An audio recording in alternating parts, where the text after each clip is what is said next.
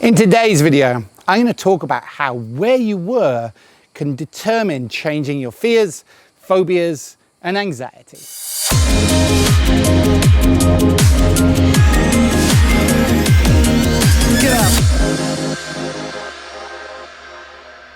Hi, I'm Christopher Paul Jones, the breakthrough expert. So what do I mean by where were you? Well, very simply, we create beliefs in a period in time. We create emotions at a time in our history, whether we're consciously aware of them or not.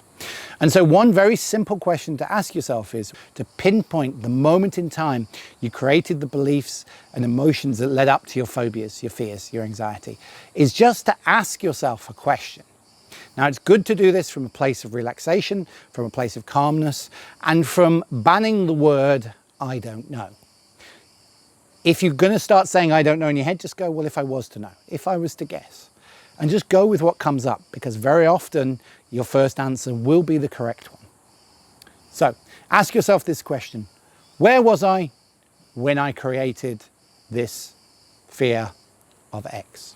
Flying, spiders, snakes, the world being out of control. Where was I when I decided that? And then you ask yourself, when you've got that answer, just ask yourself, and where was I just before that? And then what was happening just before that? Where was I just before that? And then you keep looping that question. And just before that, where was I? Now, eventually what will happen is this will take you back in time, far enough back that you'll be before you ever created these beliefs or emotions. And when you're in that space of going, well, where were you before that? Where were you just before that? Really be with it. And then just notice the feelings and thoughts that come up when you're far enough back and before any of the thoughts or beliefs that led up to your fears, your phobias, your negative emotions. Just focus on how you felt, how you thought, how you were in that moment. And notice what was different then to now.